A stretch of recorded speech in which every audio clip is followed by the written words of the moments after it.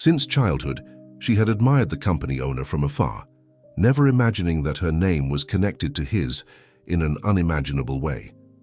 But everything changes on the day when, in front of an audience of investors, she runs to hug him and calls him father. The scandal erupts, threatening the magnate's empire and awakening forces that want to silence the truth. Now she must fight against lies, betrayals, and threats to prove who she really is.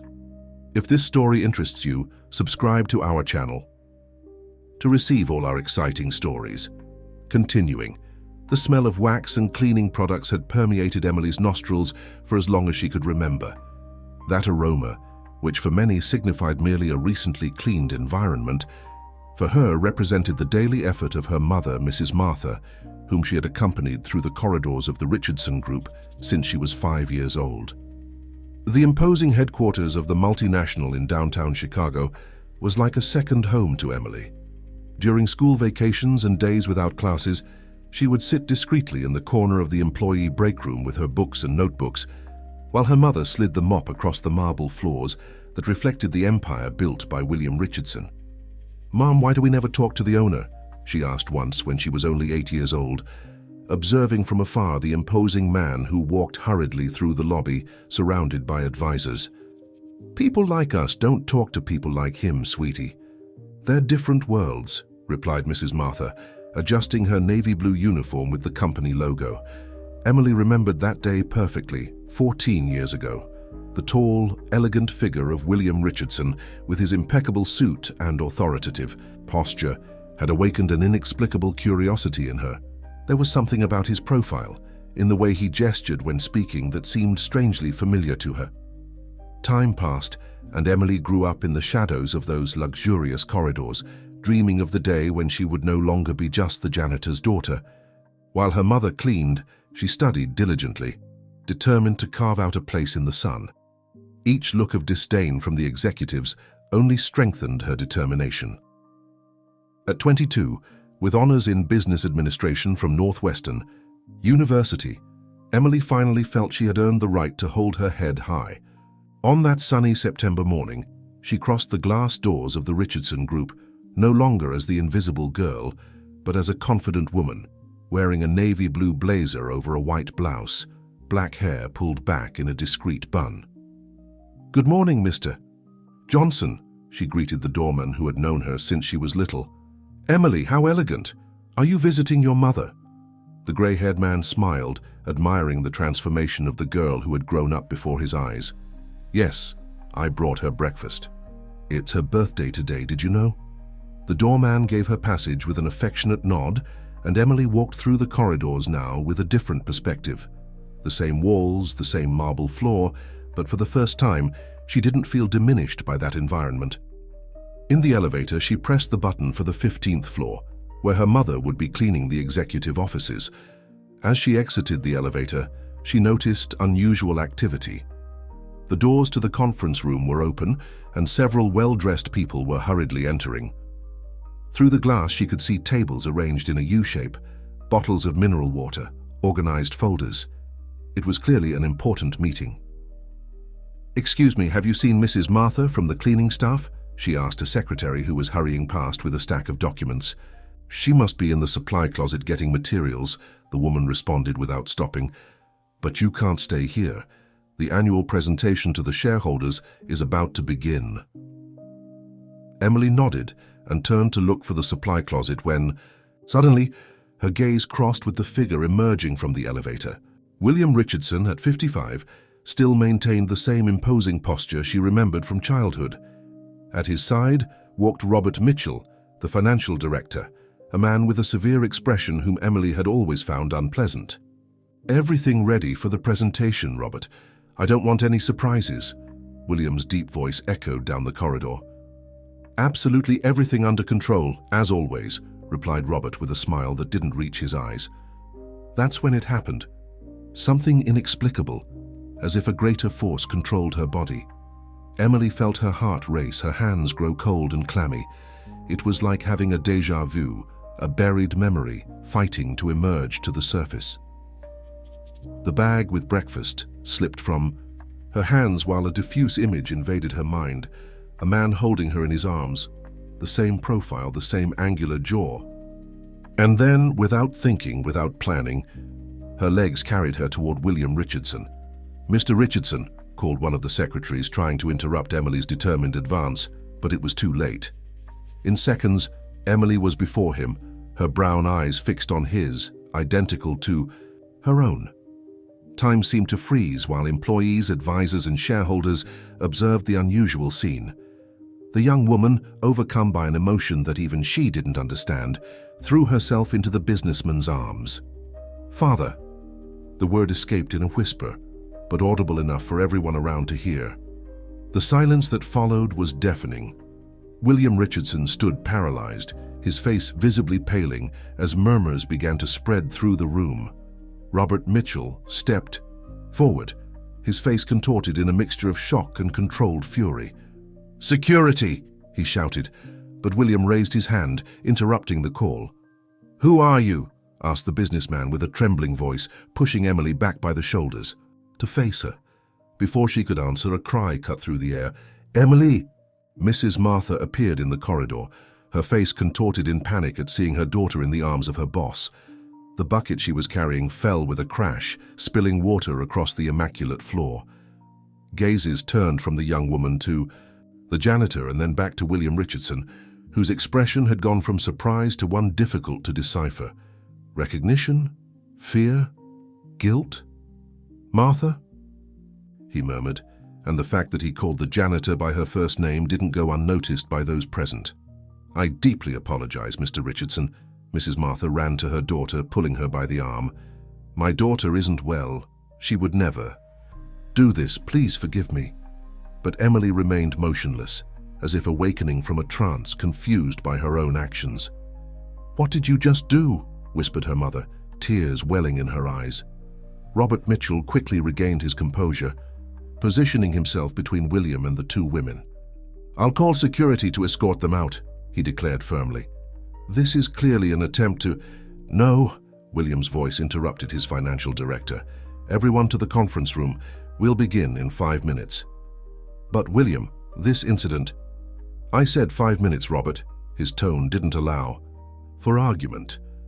As the guests reluctantly headed for the hall, casting curious glances behind them, William approached Martha and Emily. "In my office. Now," he ordered in a low voice, indicating a door at the end of the corridor. The trio walked in absolute silence, followed by the furious gaze of Robert Mitchell, who closed the conference room door with unnecessary force. Inside William's office, the ostentatious luxury contrasted with the simplicity of the two women. "Explain yourself," he demanded, addressing Emily as soon as the door closed. I don't know what happened," she replied, genuinely confused. "It was as if I already knew." "Knew what exactly?" His voice was controlled, but his eyes revealed panic. Mrs. Martha intervened, her voice breaking. "Please, Mr. Richardson, my daughter isn't well. This will never happen again, I guarantee." "Mom, why are you so nervous?" Emily questioned, beginning to suspect there was more to this story than she imagined. A heavy silence settled in the office, broken only by the ringing of the phone on William's desk. He answered briefly. "I'm coming," he said before hanging up. He faced the two women intensely. "This doesn't end here. Wait for me. Don't leave this room." When the door closed behind him, Emily turned to her mother, determination etched on her face. "What aren't you telling me, Mom?" Mrs. Martha collapsed into one of the leather armchairs, her trembling hands covering her face, prematurely aged by hard work. "What have you done, my daughter? What have you done?" Outside, the buzz was already beginning to spread. An intern from the press office, who had witnessed everything, was frantically typing on her cell phone. Within minutes, the news would begin to circulate. Janitor's daughter calls William Richardson father in the middle of a shareholders' meeting. The bomb had been detonated. There was no going back. The notifications wouldn't stop flashing on Emily's phone. In just 2 hours, the video discreetly recorded by one of the shareholders had already surpassed 1 million views on social media. The hashtags captured Janitor's daughter and William Richardson's secret dominated the trending topics, while media outlets desperately attempted to contact the Richardson Group's press office. Inside William's office, Emily and Mrs. Martha remained in agonizing silence. The wall clock marked each second with a tick-tock that seemed to echo in the growing emptiness between mother and daughter. "Why did you never tell me?" Emily finally broke the silence, her voice breaking. "All these years, all the times I asked about my father." "It's not what you're thinking," Mrs. Martha replied, her gaze fixed on the imported hardwood floor. "William Richardson is not your father." "Then why? Why did I feel it so strongly? Why are you so nervous?" Emily rose from the armchair, walking to the window that offered a panoramic view of Chicago. "Something doesn't make sense, Mom. Since I was little, I looked at him and felt something familiar." The door opened abruptly, interrupting the conversation. William entered, his expression grave, followed by Robert Mitchell, who displayed a contained smile of satisfaction. "The situation has spiraled out of control," announced the businessman, tossing a tablet on the desk. On the screen, sensationalist headlines already speculated about the possible scandal involving the CEO of the Richardson Group. "The shareholders are panicking. The stock has already dropped 4 points since the video began circulating." "That's exactly what she wanted," accused Robert, pointing at Emily. "A perfect setup to extort money from the company." Emily felt her blood boil. "That's absurd. I didn't even know there would be a meeting today. I just came to bring my mother. Breakfast on her birthday." "A convenient coincidence," Robert retorted sarcastically. "Enough," ordered William, massaging his temples. He turned to Mrs. Martha, who remained with her head bowed. "Martha, we need to talk. Alone." Robert hesitated, clearly displeased at being excluded, but William was emphatic. "Now, Robert, go calm the shareholders. Tell them it's a misunderstanding and that we're resolving it." Reluctantly, the financial director left, but not before, casting a warning look at Emily, which she withstood without blinking. As soon as the door closed, William pointed to an adjoining room. "Martha, please," he indicated, and the janitor followed him with faltering steps. Emily was left alone in the main office, her mind racing. She approached the partially open door from which she could hear fragments of the heated conversation. "After so long, Martha, we had an agreement. I swear I didn't say anything, William.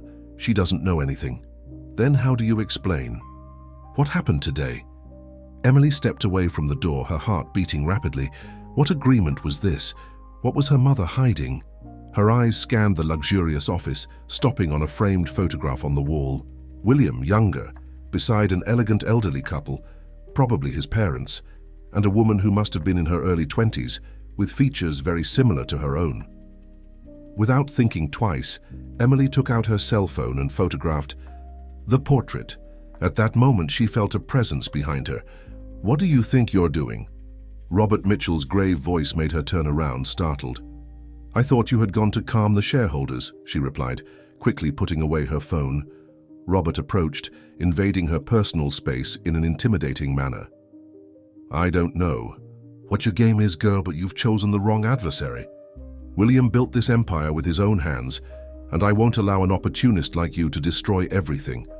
"I don't even know what's happening," Emily defended herself, although a part of her was beginning to suspect there was much more to this story than her mother had ever told her.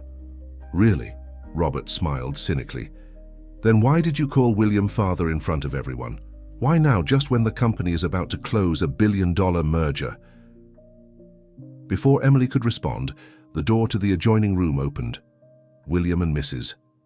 Martha returned, both visibly shaken. "Robert, take Mrs. Martha home," ordered William, "and make sure no journalists approach her." The financial director hesitated. "And what about her?" He pointed to Emily. "She stays. We need to clarify some things." Mrs. Martha cast a pleading look at her daughter. "Emily, please come with me. Let's go home. Forget all this." But Emily remained firm. "No, Mum. Enough secrets. I need to understand what's happening." With tears in her eyes, Mrs. Martha was escorted out by Robert, who closed the door with unnecessary force. Alone in the office, William and Emily faced each other in silence for long seconds. "Who is the woman in the photo?" Emily pointed to the portrait she had photographed. William followed her gaze, his expression suddenly shadowed by an old pain. "Catherine," My sister. Where is she now? The businessman's eyes drifted to the window, where the city pulsed indifferently to the drama unfolding in that office. Catherine left us 20 years ago, he replied in a controlled voice. Emily felt a shiver run down her spine. 20 years, exactly her age. I look like her, she observed, not as a question but a statement. William nodded almost imperceptibly. That doesn't mean anything. Coincidences exist. Do you really believe what happened? Today was just a coincidence. The phone on the desk rang again, breaking the momentary tension. William answered, his expression hardening as he listened. Tell them I won't be giving interviews, he responded dryly before hanging up. This is turning into a circus. They want to know if you have a secret daughter with the janitor. That's ridiculous. William walked to the bar in the corner of the office, pouring himself a whiskey. I need you to disappear for a few days. I'll arrange a hotel. I'm not going anywhere. Emily crossed her arms, determined. I'm not an inconvenience you can hide. You don't understand the gravity of the situation. William raised his voice, losing his composure for the first time. There are interests at stake that go far beyond you or me. Then explain it to me, Emily advanced, coming face to face with the man who could be her relative. Who are you to me, really?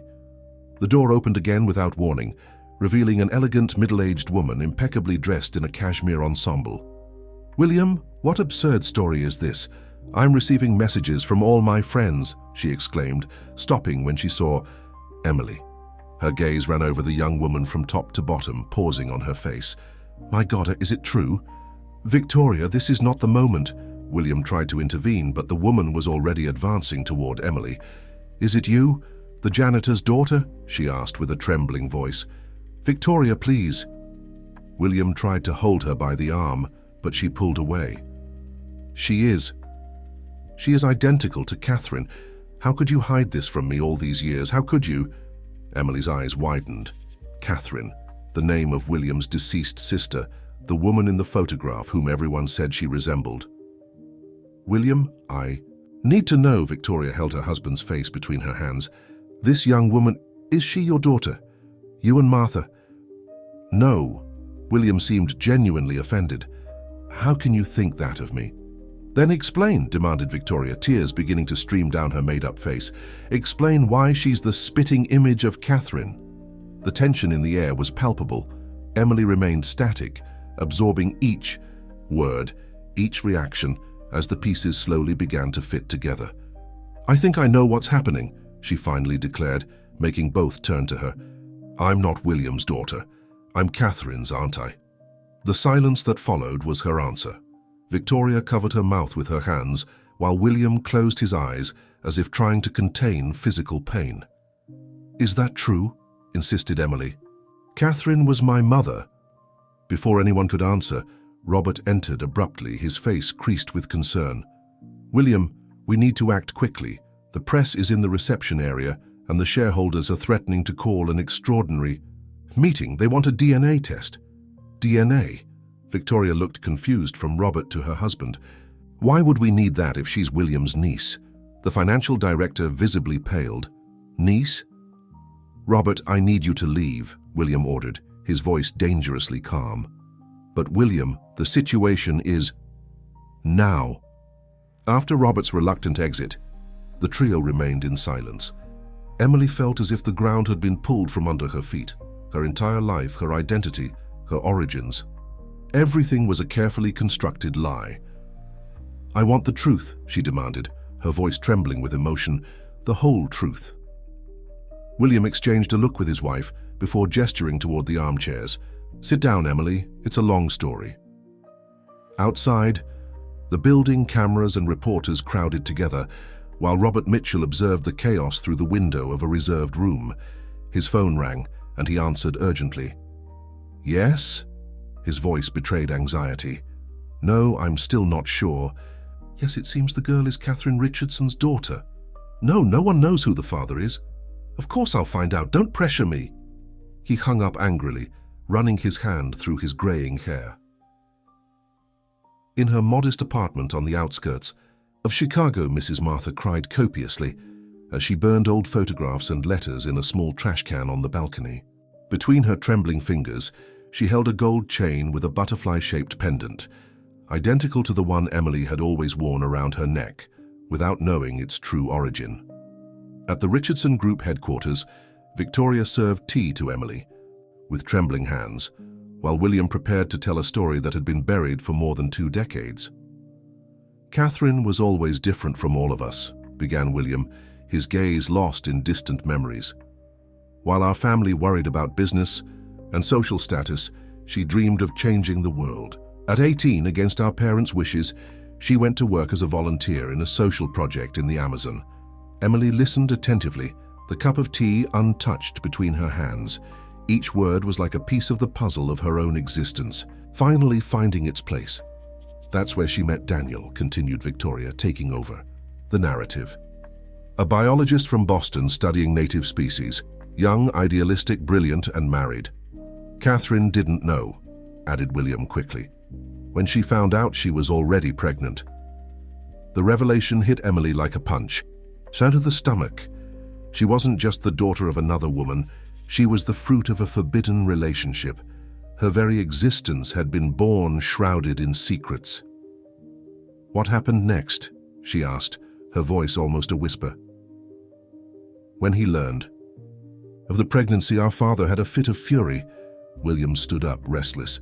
The Richardsons had always been a traditional, proud family. A scandal like this would destroy everything he had built. He demanded that Catherine... He hesitated, searching for a less painful word. "Terminate the pregnancy." "But she refused," added Victoria with a sad smile. "Catherine was too stubborn. She defied her father and said she would raise the child alone, without the Richardson name if necessary."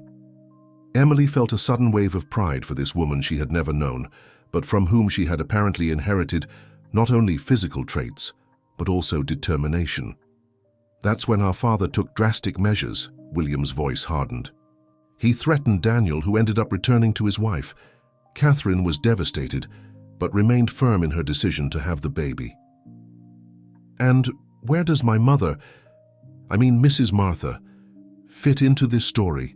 Emily corrected herself, the word "mother" suddenly sounding strange on her lips. William and Victoria exchanged tense looks. "Martha had worked for our family for years," he explained. "First at our parents' mansion, then at my house. She was completely trustworthy. When Catherine reached her 8th month, our father sent her to an isolated clinic in the countryside, away from the curious eyes of Chicago's high society. Martha was assigned to accompany her." Emily felt a chill run down her spine. The story was taking increasingly darker contours. "The delivery was complicated," Victoria continued, her voice breaking. "Catherine had serious complications. According to what we were told at the time, she didn't survive." A heavy silence fell over the room. Emily could hear the tick-tock of the wall clock, marking seconds that seemed like eternities. "And me?" she finally asked. "What happened to me?" William swallowed hard before answering. "Our father decided that the newborn would be given up for adoption. No one would ever know.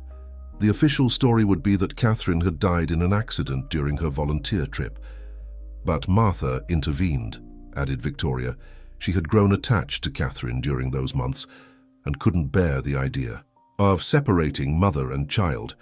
She proposed to raise the child herself, away from the Richardsons' influence, but close enough that Catherine, if she survived, could one day find her daughter." Emily felt hot tears streaming down her face.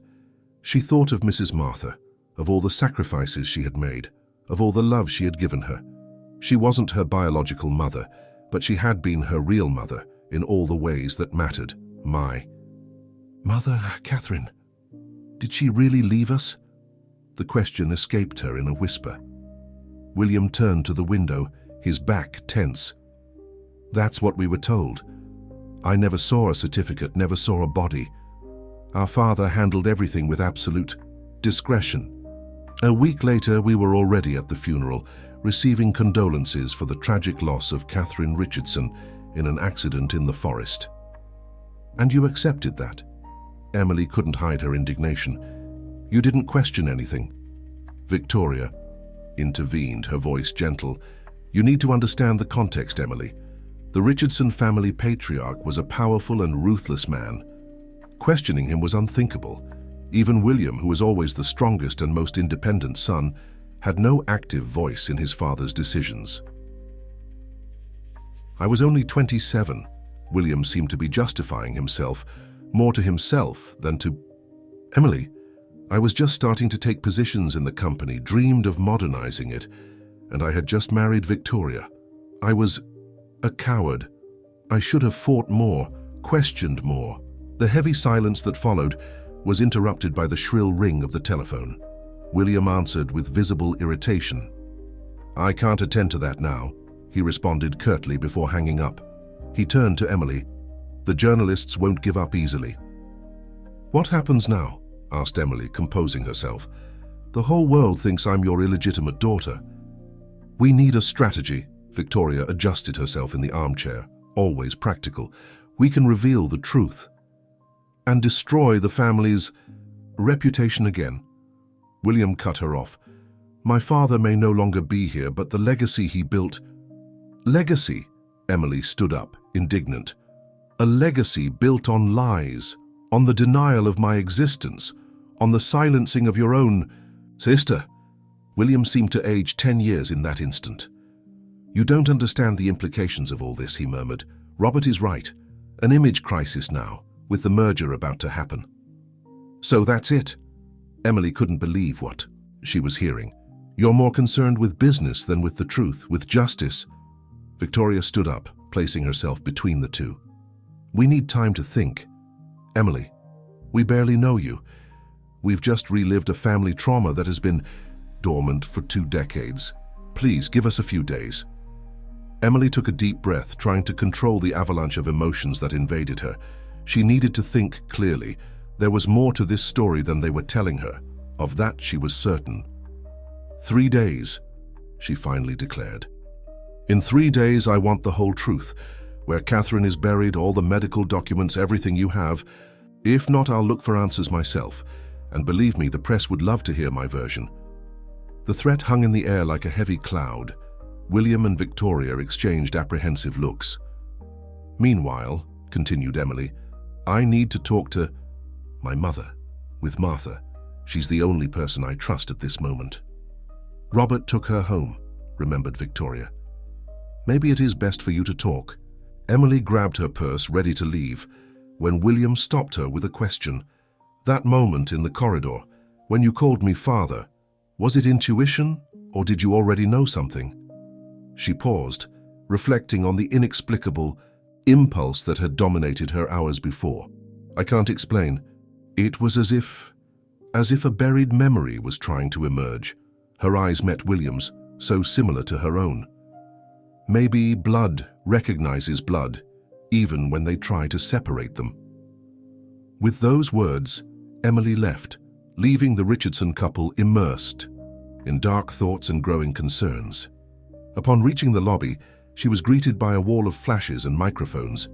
Security tried to contain the journalists, but the news had already spread like wildfire.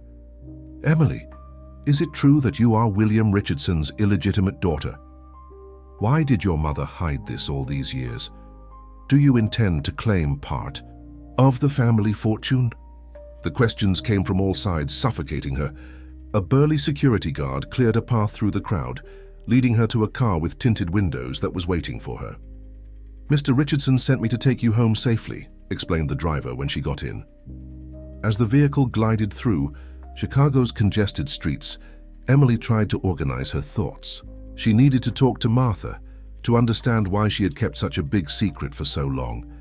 But above all, she needed to find out more about Catherine Richardson, the woman who had given her life and, apparently, her indomitable spirit. When she arrived home at the modest apartment on the east side, she found the door ajar. A bad feeling invaded her. "Mom?" she called, entering cautiously. The living room was empty, but there were signs of a hasty departure. Open drawers, some objects out of place. On the balcony, she found a small trash can still smoldering.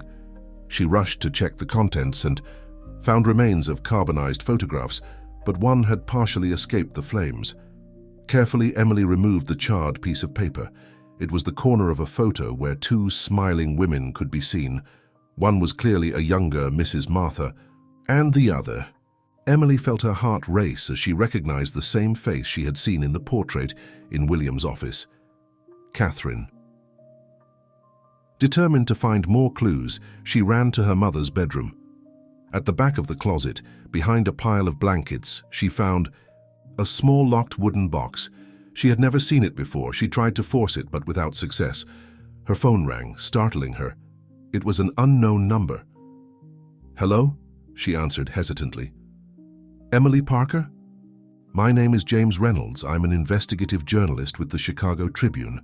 I'd like to hear your version of today's incident." Emily hesitated.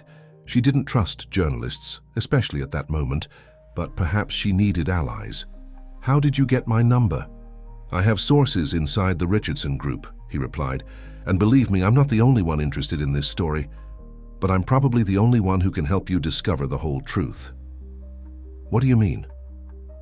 "5 years ago, I began an investigation into financial irregularities involving Robert Mitchell and the former Richardson family patriarch.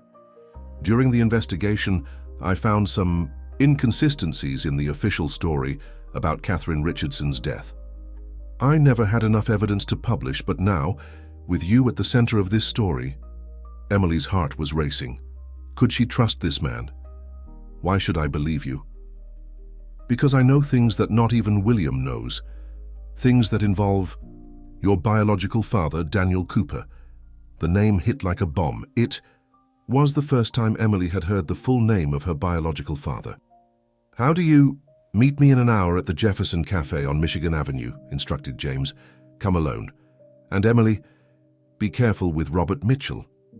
He has much more to lose in this story than you imagine." The call ended, leaving Emily stunned. When she turned to put the box away, she noticed something she hadn't seen before: a small, yellowed envelope fallen behind the dresser. She picked it up carefully, and upon opening it, found an old key and a card with an address in Lake Geneva, Wisconsin. In William Richardson's office, the businessman was ending a tense video conference with the main shareholders. "I guarantee that everything will be clarified soon," he assured with a confidence he was far from feeling. As soon as he hung up, Robert entered without knocking. "The situation is out of control, William," he declared, throwing a folder on the desk. "We need to act now." "What is this?" "A confidentiality agreement and a generous offer for the girl and the janitor. Enough money for them to start a new life far away from here." William examined the documents with an unreadable expression. "And you think Emily will accept money to bury this story? You didn't see her today. She's exactly like Catherine. She'll never accept." Robert gave a cold smile. "Everyone has their price, William. It's just a matter of finding the right number." He paused calculatedly. "Besides, she wouldn't necessarily have to agree. There are other ways to ensure silence." The look William gave his financial director contained a mixture of contempt and distrust. "What exactly are you suggesting, Robert?" "Just that there's a lot at stake here.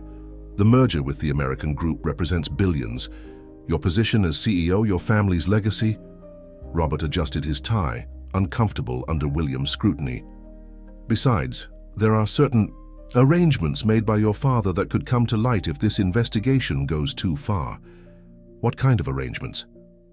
"The kind that's better left buried, William. Trust me." At the modest cafe on Michigan Avenue, Emily waited anxiously, the mysterious key in her pocket and her heart full of unanswered questions. Her life had been turned upside down in a matter of hours, and each new revelation only deepened the mystery. Who was Catherine Richardson really? What had happened to her? And why did so many people seem determined to keep this secret buried?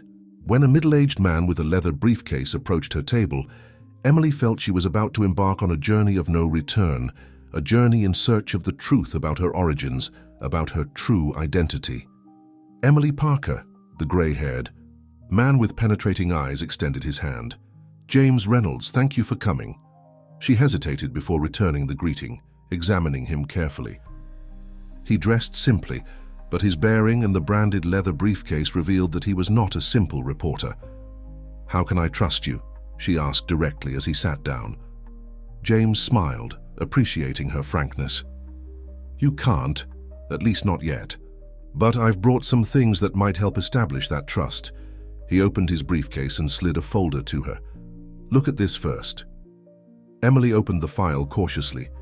Inside, she found old newspaper clippings, most yellowed with time. Headlines like "Richardson's daughter dies in Amazon accident" and "Richardson Empire in mourning" jumped off the pages. In one of them, a small photo showed Catherine radiant at a gala event. "I gathered everything I could find about Catherine in the public archives," explained James. "But the interesting thing isn't what these articles say, but what they omit." "How so?" "Notice the dates. The official announcement of Catherine's death was made 3 weeks after the date cited as the accident. In cases involving powerful families, the press is usually informed immediately." Emily frowned, analyzing the dates. "Furthermore," continued James, pointing to another clipping, "there are no concrete details about the accident. No official source, no police report cited, just vague statements from the family's press office." "That doesn't prove anything," contested Emily, though she felt her heart racing. It could have just been the family's discretion in a moment of grief. James nodded as if expecting that reaction. "That's why I have this too." He removed a brown envelope from his briefcase and handed it to her. Inside, Emily found copies of old hospital records. One of them, dated 2 days after Catherine's supposed death, showed the admission of a patient identified only as KR to a private clinic in Lake Geneva, Wisconsin. The diagnosis indicated postpartum complications and severe depression. "Lake Geneva," murmured Emily, remembering the address on the card she had found in Martha's apartment. "Exactly," confirmed James, leaning forward. "The Richardson family has maintained a country house there for generations, rarely used but always maintained by trusted employees." "How did you get these records?" "I have my sources." The journalist took a sip of coffee. "But the most important thing is this." He slid a sheet of paper that made Emily's breath catch. It was a hospital transfer record showing that KR had been transferred 3 months later to a clinic in Zurich, Switzerland. "You think Catherine might be alive?" The possibility was so astonishing that Emily could barely articulate the question. James adjusted his glasses, cautious. "I don't have concrete proof, but I know that the Richardson family patriarch had connections in Switzerland, and I know that 1 year after Catherine's supposed death, a significant amount was transferred from the company's accounts to a Swiss foundation that cares for patients with psychiatric disorders." Emily tried to absorb all that information, her head spinning with possibilities. If Catherine was alive, why did Martha never tell me? Why raise me as her daughter if my biological mother still existed somewhere? "That's the million-dollar question," replied James. "And that's why Robert Mitchell is so desperate to silence this story." "What does he have to do with it?" The journalist looked around, checking that they weren't being observed before continuing in a low voice. "Robert was the right-hand man of old Richardson.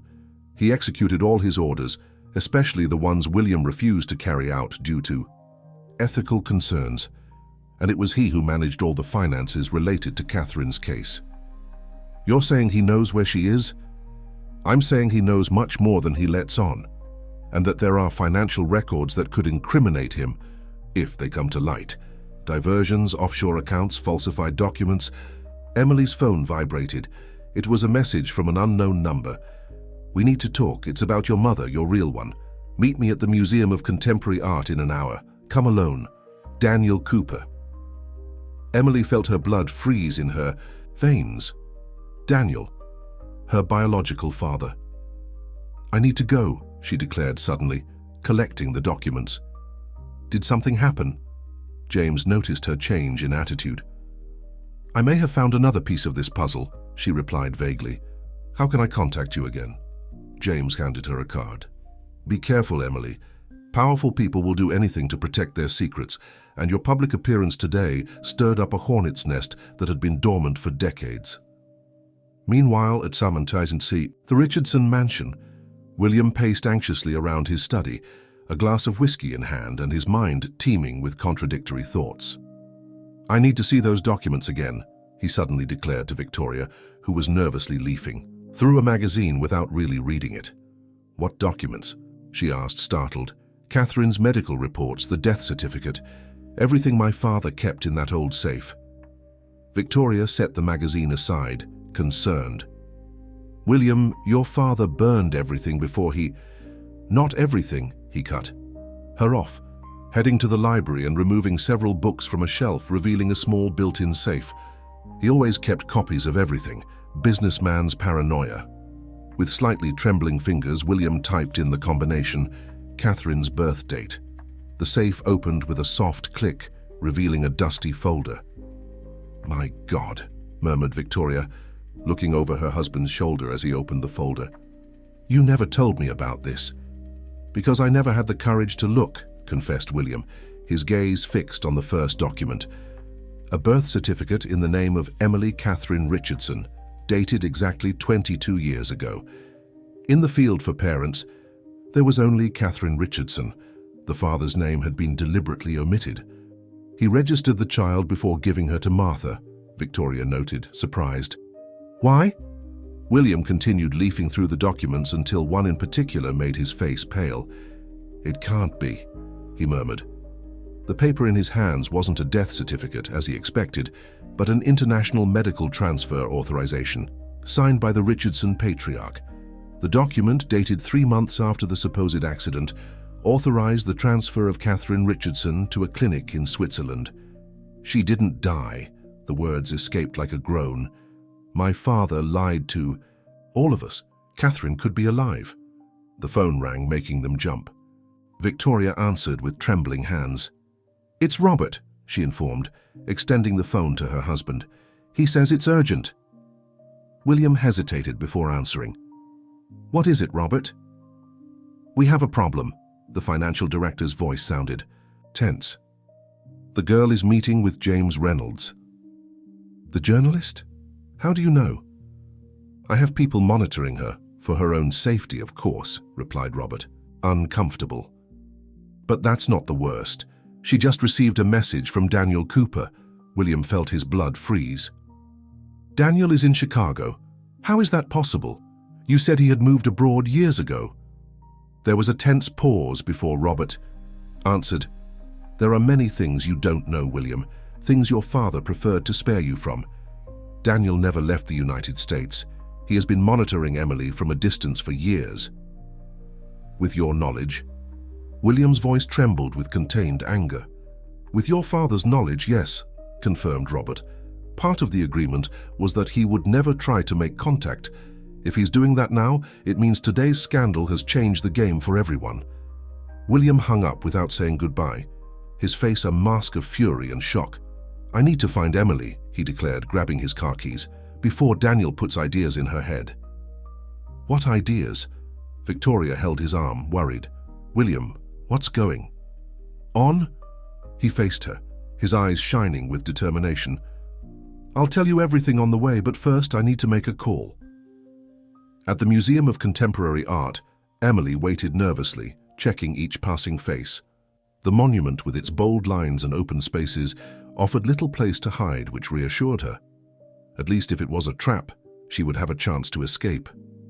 A man of about 50, graying at the temples and wearing thin-framed glasses, approached slowly. He wore khaki pants and a light blue shirt, simple but elegant.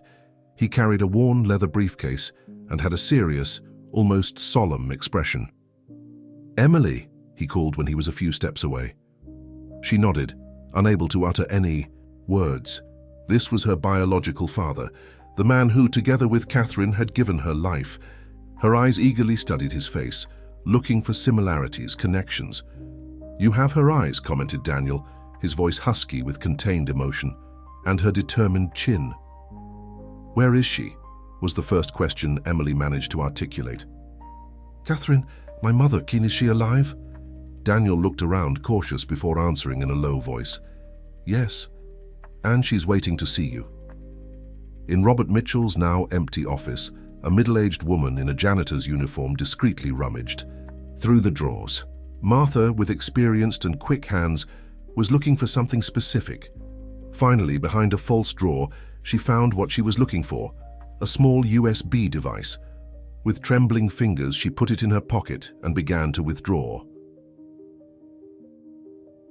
The E. Data opened abruptly, revealing Robert, who stared at her with surprise and then with dark understanding. "So you're in the game now too, Martha?" he asked in a dangerously calm voice. "After all these years keeping the secret, you decided to change sides." "I don't know what you're talking about," replied Martha, trying to get past him. "I'm just doing my job." Robert blocked her path, a cold smile on his lips.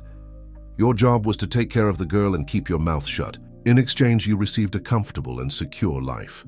That was the deal." "A deal based on lies," replied Martha, finally facing him with dignity. "Catherine deserved more. Emily deserves to know the truth." "And what truth would that be?" Robert's smile disappeared, replaced by a threatening expression. "That old Richardson paid me to forge documents, that we manipulated doctors and authorities, or that you knew Catherine was alive the whole time and yet allowed her daughter to grow up believing she was an orphan." Tears silently streamed down Martha's aged face. "I just wanted to protect her. They said Catherine would never recover, that she was in a vegetative state, that it would be more merciful. And now," cut in Robert, approaching dangerously, "now that you've discovered you were deceived too, that Catherine recovered years later, are you going to destroy everything out of revenge?" Martha's eyes widened. "How do you know I found out?" Robert's smile returned crueler than ever. "Because I was the one who leaked the information to you 3 months ago. Her little loyalty test, let's say, and you failed." At the Museum of Contemporary Art, Daniel was leading Emily to a more secluded bench, away from curious ears. "Catherine was kept in a clinic in Switzerland for almost 15 years, he explained, in a low voice. "The official diagnosis was severe depression and dissociative disorder, but they actually kept her sedated and isolated. The Richardson patriarch used his influence and money to ensure that no one questioned it. Why? Emily could barely process such cruelty. Why not simply let her go away with you? With me?" Daniel lowered his gaze, shame evident in his expression. "Because I was a coward. When Catherine got pregnant, my marriage was already in crisis, but I didn't have the courage to end it. When your grandfather found out, he threatened me, not just with a lawsuit for harassment, since Catherine worked as a volunteer in a project I coordinated, but he threatened to destroy my career, my reputation, everything." "So you abandoned her," concluded Emily, the disappointment evident in her voice. "Yes," admitted Daniel, "the pain, manifesting in every syllable. It's my biggest regret. When I heard about her supposed death, I almost went crazy with guilt. I got divorced, quit my career, started investigating. It took years until I found clues that she might be alive." "And when did you find out?" 5 years ago. A nurse from the Swiss clinic contacted me after recognizing Catherine in an old photo. He said she had been transferred to a private house in Oregon, still under medical care, but conscious. I went there immediately." Emily felt her heart race. "And you found her?" Daniel nodded, a sad smile on his lips.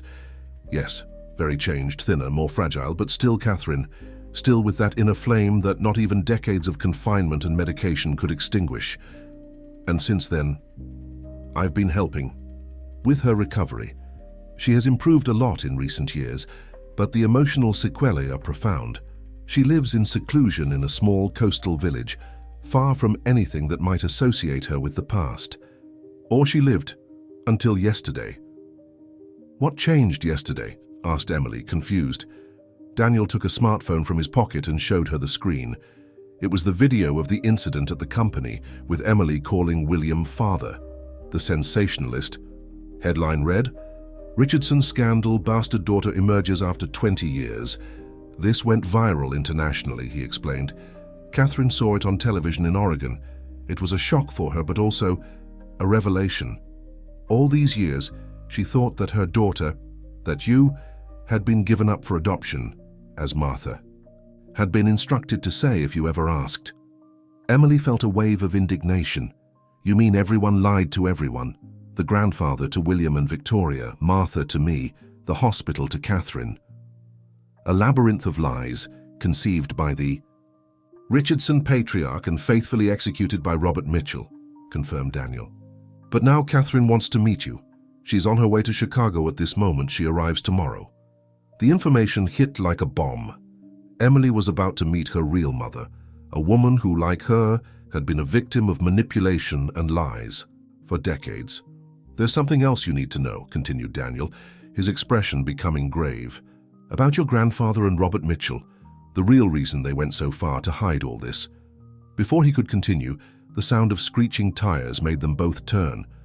A black luxury car braked sharply by the curb. From it emerged William and Victoria, walking rapidly in their direction. Daniel Cooper, William's voice sounded tense. After 22 years. William, Daniel stood up, facing the other man with a mixture of caution and defiance. I imagine you've discovered the truth. Emily looked from one to the other, feeling at the center of a storm that had been forming for more than 2 decades and was finally about to break. Catherine is alive, declared William, not as a question, but a statement. And she's coming. The silence that followed was laden with unspoken emotions, secrets about to be revealed, and painful truths that none of those present was fully prepared to face. In the office of the Richardson Group, Robert Mitchell was frantically typing on his computer, preparing for the battle that approached. On the screen, a bank transfer to an account in the Cayman Islands was being completed, his plan B if everything collapsed. Beside him, his cell phone rang. Yes, he answered, tense. I understand. So everyone is gathering. Yes, I've been prepared for this for a long time. The truth should never come to light, but if it does... He paused, looking at the half-open drawer of his desk where a pistol discreetly gleamed. I have a contingency plan. He hung up and opened a password-protected folder on his computer. In it, scanned documents revealed the true extent of the conspiracy: falsification of medical documents, diversion of company funds to personal accounts, payments to doctors and employees to keep secrets. All signed by the Richardson patriarch, but executed by Robert. 20 years of secrets, he murmured to himself. I won't let everything crumble now. Chicago O'Hare International Airport was bustling with activity that Wednesday morning. Rushed, executives, vacationing families, and dazzled tourists mingled in the Great Hall, oblivious to the drama that was about to unfold right there. Emily arrived early, accompanied by Daniel. The previous night had been long, filled with painful revelations and careful plans. William and Victoria had insisted on participating in this moment, but Emily had been adamant. The first meeting with Catherine would be just hers and Daniel's. Nervous? He asked, noticing how she kept adjusting the collar of her blouse. Terrified would be the word, she replied with a nervous laugh. How does one introduce oneself to one's own mother after 22 years? Daniel smiled, understanding. Catherine is as nervous as you are. In the last call, she could barely speak. The arrivals board indicated that the flight from Portland would land in 20 minutes. Emily couldn't stay still. She walked back and forth, constantly checking the clock. What is she like now? Physically, I mean, she asked, trying to form a mental image of the woman she would soon meet. Thinner than in the old photos, grey hair although she's only 42 years old. The eyes are exactly like yours, alive, intense, determined. Emily nodded, absorbing every detail. It was strange to think that her biological mother was only 20 years old when she had her, almost the same age as she was now. Her phone vibrated. It was a message from William. We respect your decision. We'll be waiting at the apartment. When you're ready. Robert is causing problems. Be careful.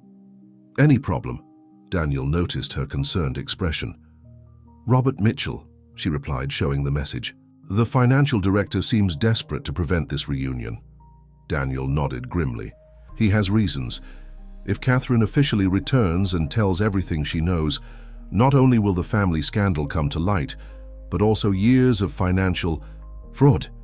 Robert diverted millions in the name of old Richardson, supposedly to keep Catherine in Switzerland, but a large part of that money never reached its destination. How do you know that? Because for the last 5 years I've been gathering evidence, explained Daniel. Bank statements, declarations from clinic employees, records of suspicious transfers, a whole dossier that we delivered to James Reynolds last night. Emily's eyes widened. The journalist? Why? Life insurance, replied Daniel seriously. If anything happens to any of us, James has instructions to publish everything. Robert knows this now, which means he's cornered.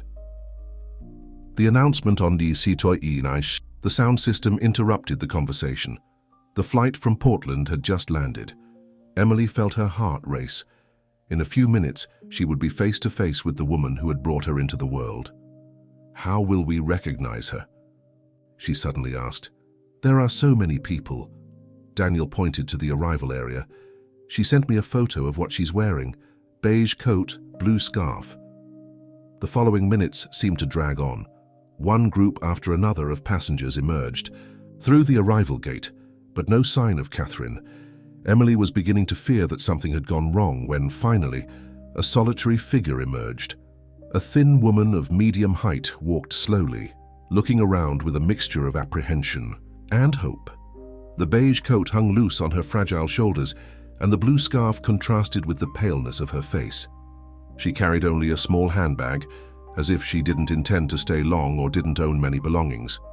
It's her, whispered Daniel, his voice breaking. Emily couldn't move. It was like looking at an older and more worn version of herself. The same eyes, the same face shape, even the way of tilting her head while observing the environment. Catherine stopped a few meters away, her eyes scanning the crowd until they fixed on Emily's. For a moment, no one moved. Mother and daughter, separated by 2 decades of lies and manipulation, finally face to face. It was Catherine who took the first step, hesitant, as if she feared Emily was a mirage that would disappear if she approached too quickly. Her eyes, identical to her daughter's, brimmed with unshed tears. "Emily?" she called with a trembling voice, almost inaudible in the bustle of the airport. The sound of that voice broke the spell that kept Emily paralyzed. Without thinking, without planning, she advanced, and in seconds mother and daughter were in each other's arms, 2 decades of absence crumbling in a desperate embrace. "My daughter."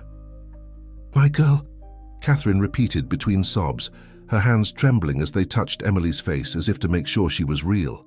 "You're so beautiful. Exactly as I dreamed."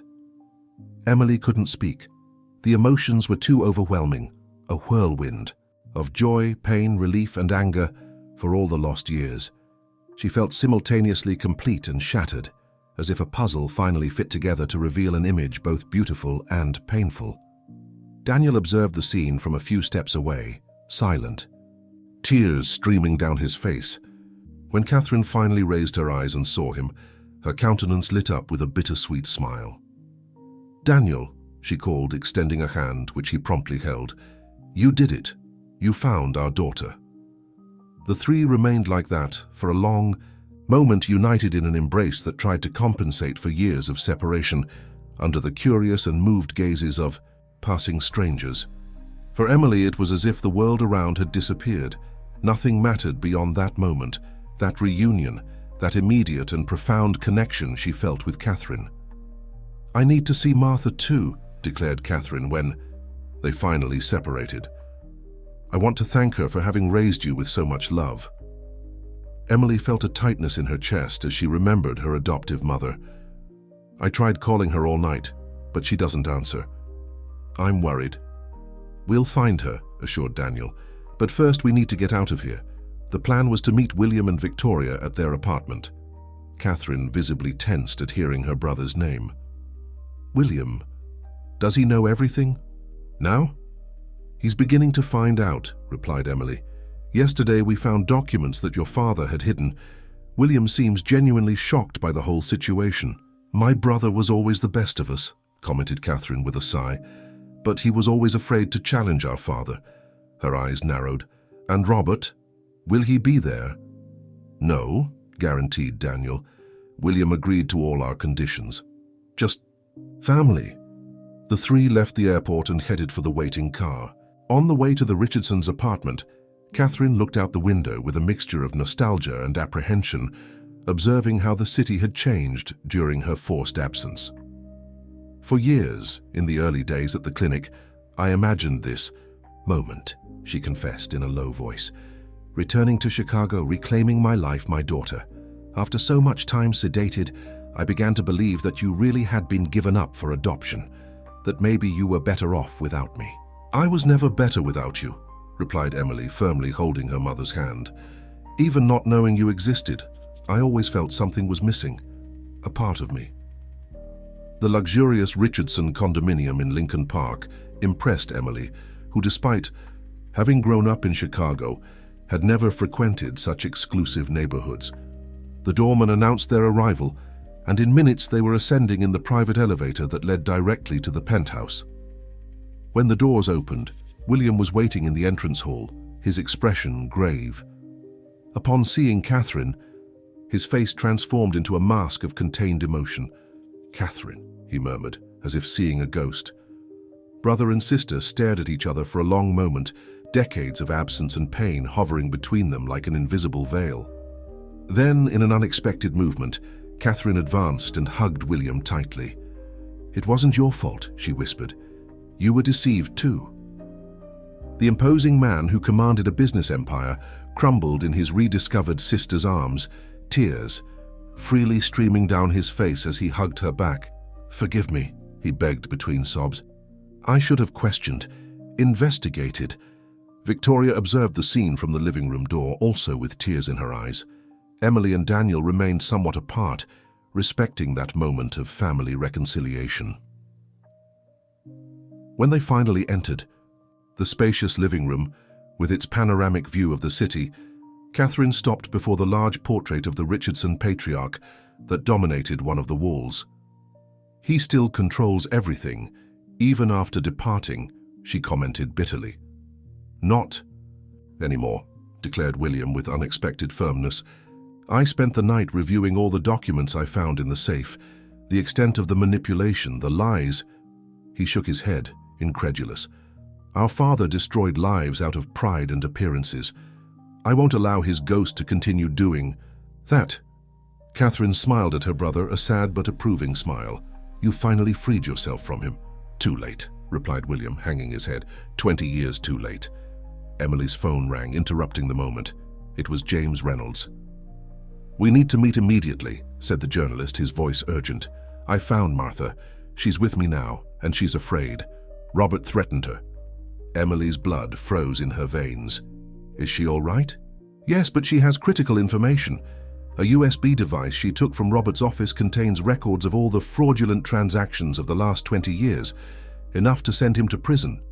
For decades." "Where are you?" "In a hotel downtown. It's safe for now, but Robert must have already noticed the device's disappearance. We need to act quickly." Emily related the conversation to the others as soon as she hung up.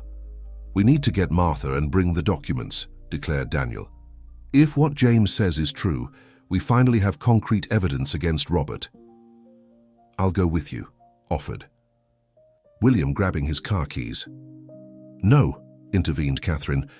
"Robert knows your movements, William. If you leave now, he'll know something is happening." She turned to Emily and Daniel. "You go. I'll stay here with William and Victoria. We have 20 years to catch up on, after all." Emily hesitated, reluctant to separate from the mother she had just found. "What if it's dangerous? Robert seems desperate." "That's why we need to act quickly," insisted Daniel. "The more time we wait, the more time Robert has to plan."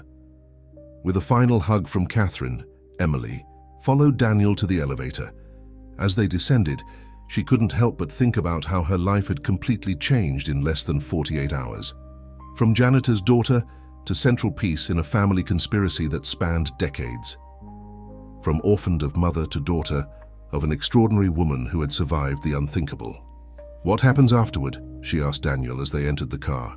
"When all this is over?" He started the car before answering, his gaze fixed on the road ahead. "That depends on you. Catherine, you, Martha, you're the real victims in this story. The future belongs to you now." At the hotel indicated by James, They found the journalist and Martha in a modest room on the 10th floor. The woman Emily had always known as Mother seemed to have aged years in a few days. Her eyes were red from crying, and her hands wouldn't stop trembling. "My daughter." Martha stood up when she saw her, hesitant, as if fearing rejection. Emily ran to hug her. "Mom," the words still sounded right even now that she knew the truth. "We were so worried." Martha held her daughter's face between her hands, looking at her intensely. "Did you meet Catherine?" she asked, anxious. "Yes," confirmed. "Emily, she's with William now and she very much wants to see you." A sob escaped Martha's throat. "You'll hate me when you know the whole truth, my daughter. All these years I kept such big secrets." "I already know much of it," assured Emily. "And no one blames you. You did what you thought was best to protect me." James approached, a folder in hand. "We have a bigger problem now," he declared, opening the folder on the table. "The documents that Martha recovered show much more than financial fraud. They show that Robert was actively involved in keeping Catherine isolated long after she had recovered. And worse, there is evidence that he tried to sabotage her treatment. On several occasions. He wanted her to never recover," concluded Daniel, horrified, "so that the truth would never come to light." "Exactly," confirmed James. "And there's more. I found records of substantial payments to a private investigator to monitor Emily in recent years. Robert knew who you were all along and feared you would discover the truth as you grew up." Emily felt a shiver run down her spine. "He's been watching me. Why?" "Control," replied Martha, finally finding her voice. "Robert was always obsessed with control and with money. A large part of old Richardson's personal fortune was transferred to him over the years as payment for services rendered." "We need to hand this evidence to the police," declared Daniel. "Immediately." "First, we need to ensure everyone's safety," pondered James. "Robert has contacts everywhere. If they suspect we're about to report him..." Emily's phone rang again. It was an unknown number. "Hello? Miss Parker, this is Dr. Andrew Wilson from Northwestern Memorial Hospital. I'm calling because we have an emergency involving William Richardson. He suffered an incident at home and specifically asked that we contact you." Emily felt her blood freeze. "What kind of incident?" she managed to ask, signaling for the others to pay attention. "I'm not authorized to discuss details over the phone, but it's urgent. Mr. Richardson insists on seeing you and Catherine Richardson immediately." The call ended, leaving Emily in a state of shock. "Something happened to William," she informed the others, "at the apartment." "Catherine is there," Daniel reminded, already heading for the door. "Wait," James stopped them. "This could be a trap set by Robert to lure all of you back." "We can't risk it," decided Emily. "If something really happened, we need to go." As they rushed to the car, James received a message on his cell phone that made him stop abruptly. "My contact at the company just warned me," he announced, his face pale. "Robert isn't in his office. He left hurriedly about an hour ago, shortly after discovering that the USB device had disappeared." In the car, driving at high speed through Chicago's streets, Daniel repeatedly tried to call William's apartment, without success. Emily, in the passenger seat, sent message after message to Catherine, equally without response. What if it's too late? The question escaped her in an anguished whisper. Daniel gripped the steering wheel so hard that his knuckles turned white. It can't be.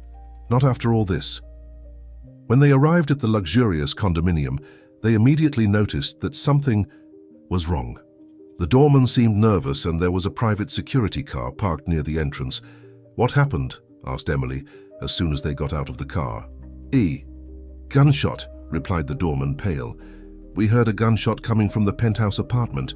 We've already called the police, but no one responds when we try to make contact." Desperation took hold of Emily. Without waiting for Daniel, she ran to the elevator, frantically pressing the penthouse button. The seconds of ascent seemed like an eternity. When the doors finally opened, she was greeted by a disturbing silence.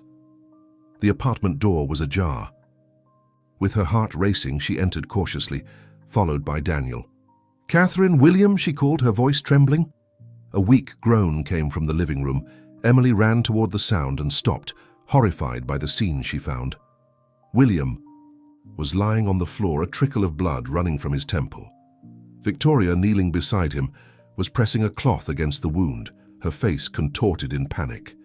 In the center of the room, Robert Mitchell pointed a gun directly at Catherine, who remained strangely calm, facing him with defiance.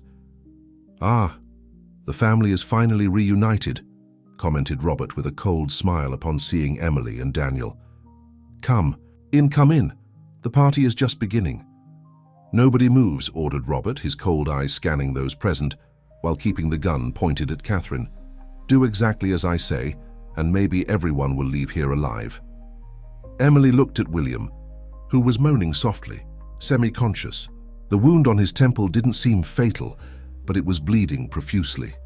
"He needs a doctor," begged Victoria, her trembling hands pressing the cloth against her husband's wound. "He'll be fine," replied Robert with disdain. "It was just a blow. He tried to play the hero when I arrived."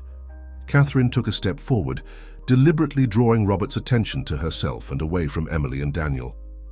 20 years hiding the truth, Robert," she said in a calm voice, almost compassionate. "So much effort, so many lies. And for what? Everything crumbles now." The financial director let out a bitter laugh. "You were always the idealist of the family, Catherine. You never understood how the world really works. Power, money, influence, your father understood. William too, although he pretended to have scruples." "What do you want?" asked Daniel, trying to approach discreetly. Robert pointed the gun at him. "Stay where you are, doctor." He turned to Emily. "As for you, I want the USB device that your dear adoptive mother stole from my office. Where is it?" "I don't have it with me," replied Emily firmly. "Don't lie to me." Robert's voice rose an octave, revealing the desperation behind the facade of control. "I know you were with Martha. Where is the device?" "With the journalist," intervened Catherine, again diverting attention to herself. "James Reynolds, right? He must be at the police station right now, handing over all the evidence." Robert's face visibly paled. "You're bluffing." "A shot has already been fired, Robert," continued Catherine with the same unsettling calm. "The neighbors heard. The police must be on their way. What's your plan? Kill us all and escape? Where to? With what money? Your accounts must already be being traced." The gun trembled slightly in Robert's hand. It was visible that he hadn't planned to reach this point. What had begun as intimidation to recover incriminating evidence had escalated to a life-or-death situation. "You don't understand," he murmured, passing his free hand over his sweaty face. "It wasn't my idea. Your father, he planned everything. I just followed orders." "My father has been gone for 5 years," replied Catherine, "and you continued with the scheme, continued to keep me isolated, away from my daughter, continued to divert money. That was all you, Robert." Emily observed the interaction with growing admiration for her biological mother. Catherine, after 2 decades of confinement and manipulation, confronted her tormentor with impressive dignity and courage. "You should never have come back." Robert shook his head, as if trying to push away uncomfortable thoughts. "Everything was so perfect. Old Richardson dead, William under my control, the money flowing. And that's why you tried to sabotage my treatment?" asked Catherine, taking another step forward. "The medical reports in Zurich clearly show the change in medications when you took over the payments. You tried to keep me sedated forever." Robert didn't deny. His eyes now had an almost feverish gleam. "You should have died in childbirth," he declared coldly. "It would have been cleaner, easier. Your father just wanted to hide the pregnancy, give the child up for adoption. The idea of faking your death after the delivery was mine, an elegant solution to a complicated problem." Emily stifled a cry of horror. Daniel clenched his fists, stepping forward, but Catherine stopped him with a look. "Why, Robert?" she asked. "What was your real motive?" The financial director hesitated only an instant before answering. "Your father promised me a partnership in the Richardson Group if I resolved the Catherine problem without scandals, a 20% stake that was never formalized." He gave a bitter laugh. "When I realized I had been deceived, it was already too late. I was involved up to my neck. All that was left was to move forward, ensure that the truth never came to light. A stronger groan from William attracted everyone's attention. He was trying to get up, leaning on Victoria. "You betrayed my trust," he murmured, his voice weak but laden with indignation. "All this time and right under my nose." "Be quiet, William," ordered Robert, briefly pointing the gun at him before returning it to Catherine. "You're no saint either. You knew there was something wrong with the story of Catherine's death, but you never questioned it. You were too busy building your own empire." The sound of sirens began to approach, still distant but unmistakable. Robert's face contorted in panic. "It's over, Robert," declared Catherine softly. "Lower the gun. You can still do the right thing." For a moment, it seemed he was considering the suggestion. His shoulders drooped, and the hand holding the gun visibly trembled. Then his gaze hardened again. "No," he replied with renewed determination. "I'm not going to prison, not because of you Richardsons." He pointed the gun directly at Catherine. "If I'm going down, I'm taking you with me, for the second time." Time seemed to slow down. Emily saw Robert's finger tense on the trigger and, without thinking, launched herself toward her mother. Simultaneously, Daniel advanced against Robert. The deafening sound of the shot filled the room, followed by screams and the thud of falling bodies. For a terrible instant, Emily thought she had been hit. She opened her eyes, which she had instinctively closed, and found herself on the floor. Catherine protected under her body, both unharmed. She turned to see Daniel and Robert struggling, the gun fallen a few meters away. William, gathering surprising strength for someone injured, dragged himself to the gun and kicked it away, under a piece of furniture. Victoria ran to help Catherine and Emily to their feet. "Are you okay?" asked Emily to her mother, frantically examining her for wounds. Catherine nodded, her face pale but determined. "Thanks to you, my daughter." Daniel managed to immobilize Robert against the floor, twisting his arm behind his back as the financial director thrashed and screamed incoherent threats. The sound of sirens was closer now, and hurried footsteps could be heard coming up the emergency staircase. "It's over," declared William, sitting heavily in an armchair, his face still bleeding but his eyes clear and lucid. "It really is over. In minutes, the apartment was invaded by police officers, followed by paramedics who immediately attended to William. Robert was handcuffed and taken away under furious protests, still shouting threats and accusations against the Richardson family. In the midst of the confusion, James Reynolds arrived accompanied by Martha. Upon seeing Catherine, the janitor stopped, paralyzed by emotion. The two women stared at each other for a long moment, decades of shared secrets and silent sacrifices hovering between them. "Catherine," Martha's voice trembled. "You're really here." Catherine crossed the room and, without hesitating, hugged the woman who had raised her daughter. "Thank you for taking care of her," she whispered in her ear, "for loving her when I couldn't." Martha was openly crying now. "I should have told the truth sooner. I should have searched more, questioned more." "You did what you thought was right," Catherine gently interrupted. "You protected my daughter, our daughter." Emily observed the scene with her heart overflowing with contradictory emotions. Two mothers, two worlds, two stories that finally intertwined into a single truth. Daniel approached and put an arm around her shoulders. "Are you okay?" he asked softly. She nodded, unable to speak. How could she describe the whirlwind of feelings that flooded her? Relief, joy, pain, anger, forgiveness. All mixed in an emotional kaleidoscope so intense it almost suffocated her. The paramedics were finishing stabilizing William, who insisted on remaining in the room despite the doctor's protests.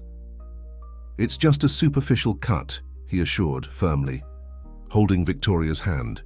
"Heads always bleed a lot." James Reynolds, who had observed everything with the attentive eyes of a journalist, approached the group.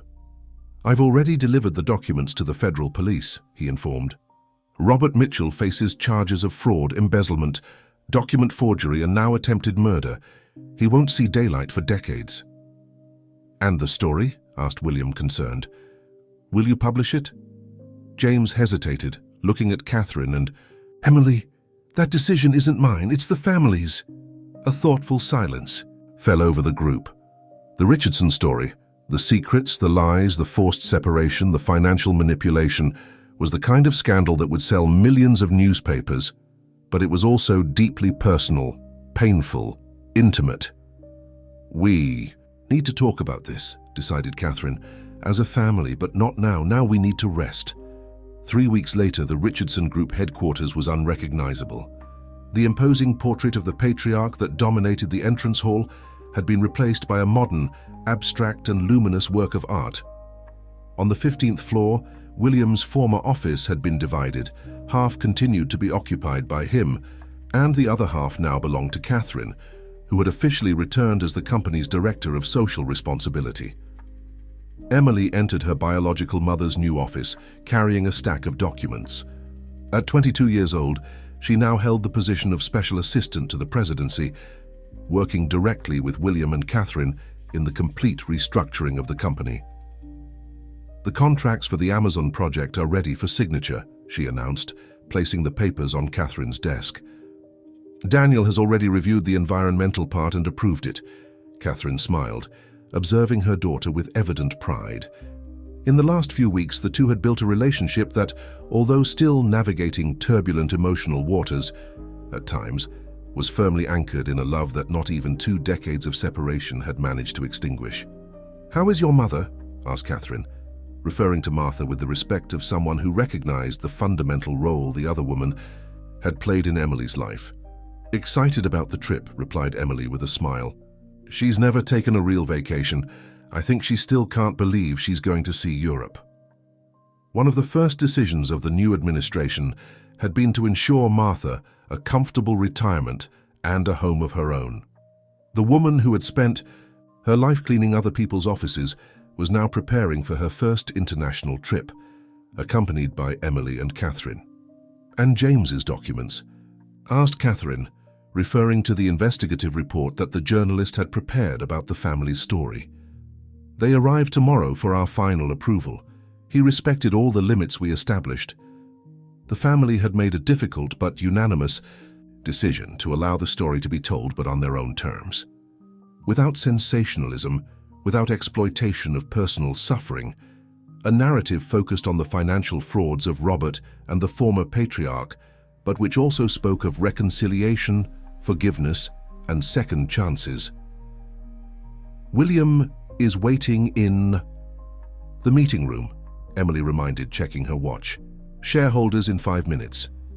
Catherine stood up, adjusting the elegant suit that had replaced the loose and shapeless clothes of her years of isolation. The change wasn't just external. There was a renewed confidence in her gaze, a strength that Emily deeply admired. "Let's go," said Catherine, extending her hand to her daughter. "We have an empire to reform." Together, mother and daughter walked through corridors that for Emily had been the backdrop of her childhood. The same corridors where weeks ago an inexplicable impulse had led her to hug a man she thought was her father, triggering the revelation of secrets kept for decades.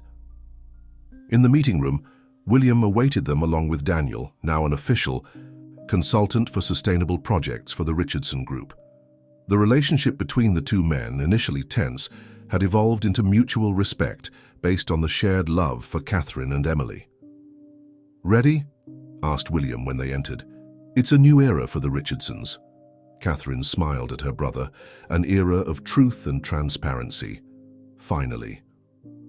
The main shareholders began to enter the room, curious about the radical changes announced by the new administration. The scandal involving Robert Mitchell had shaken the confidence of many, but the firm way William and Catherine had taken control of the situation conveyed security. Emily took her place beside Daniel, observing with admiration the two imposing figures at the head of the table. William and Catherine Richardson, brother and sister reunited after decades of separation, now working together to transform the family legacy of secrets and manipulation into something new and worthy. "Ladies and gentlemen," began William, his firm voice echoing through the room, "today we are not just presenting new projects and guidelines. We are completely redefining what it means to be part of the Richardson Group." Catherine continued, her magnetic presence captivating everyone's attention. For many years, this company was built on values that prioritized appearances and power above people and principles. That ends today. Emily felt a wave of pride hearing the words of her uncle and mother. Through the window, the afternoon sun bathed Chicago in golden tones, illuminating the skyscrapers that extended as far as the eye could see.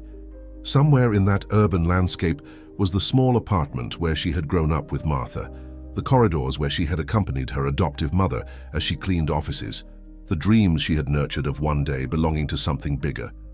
She had never imagined that this something bigger would be her own story, her own family, rediscovered and rebuilt from the ashes of lies and manipulations. As the meeting progressed, Emily made diligent notes, occasionally contributing ideas that were received with genuine interest by those present. She was no longer the janitor's daughter trying to prove her worth. She was a Richardson by right, not just by the blood that ran in her veins, but by the courage she had shown in facing the truth. And yet, in her heart, she remained Martha's daughter, the woman who had taught her about hard work, dignity, and unconditional love. That night, after the successful meeting, the family gathered in William and Victoria's apartment for an intimate dinner. Martha had prepared the pot roast that was her specialty, insisting on cooking even now that she could afford to pay someone to do it. Catherine helped in the kitchen, the two women sharing stories and laughter like old friends whom fate had separated for too long. On the balcony, Emily found Daniel contemplating the illuminated city. "What are you thinking about?" she asked, joining him. "About how life comes full circle," he replied, a melancholic smile on his lips. 22 years ago, I made the mistake of abandoning Catherine when she needed me most. I thought I would never have a chance to fix that. But you did, completed Emily. We all had a second chance. Thanks to you, Daniel turned to face her. Your impulse that day, hugging William and calling him father, it was the catalyst for everything. As if somehow your heart knew the truth even when your mind didn't. Emily had thought a lot about that moment in the last few weeks. The inexplicable impulse, the sensation of recognition, the word father, escaping her lips almost against her will. I think some truths are too strong to stay buried forever, she reflected. Sooner or later they find a way to the light. Inside the apartment, laughter echoed from the dining room. Catherine called them to join the others for dinner. It was a scene Emily had never imagined possible. Her two mothers, her biological father, her uncle and aunt all gathered around the same table, united not by secrets anymore, but by the truth finally revealed. As they raised their glasses in a toast to the reunited family, Emily felt a peace she had never experienced before. The path had been tortuous, painful many times, but it had led to this moment of completeness. To truth, proposed Catherine, her glass raised, which, no matter how painful it may be, always liberates. To family, added William, which, no matter how broken it may be, can always be rebuilt. To love, completed Martha, looking lovingly at Emily, which, no matter how tested it may be, always perseveres. Emily raised her own glass, emotion making it difficult to speak. She looked around the table, at each face that represented a different part of her story. Martha, who had raised her with unwavering love. Catherine, who had never given up on finding her. Daniel, who had sought redemption for years of absence. William and Victoria, who had welcomed her into the family without reservations.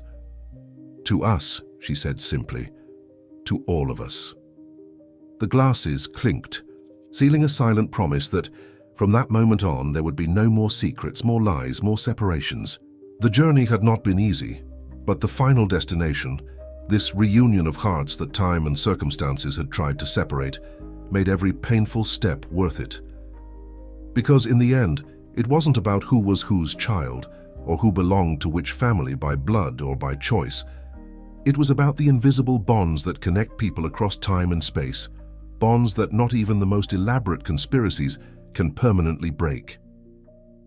The janitor's daughter, who had hugged a millionaire and called him father, had, unknowingly, initiated a journey of discovery and healing that had transformed not only her own life, but that of everyone around her. And in this perhaps lay the greatest lesson, that sometimes a single moment of instinctive truth can change destinies and rewrite stories that seemed immutable. End of story. Dear listeners, we hope that the story of Emily, Catherine, and Martha has deeply touched your hearts. To continue this emotional journey, we have prepared a special playlist with equally captivating stories about family secrets and reunions that transform lives. Find it by clicking on the link to the left. If this narrative about hidden truths and unbreakable bonds resonated with you, be sure to subscribe to our channel and like this video. Every day we bring unique stories that explore the complexity of human relationships and the power of truth. What did you think of the outcome for the Richardson family? Leave your comments below. We're eager to read your opinions and suggestions for our next stories.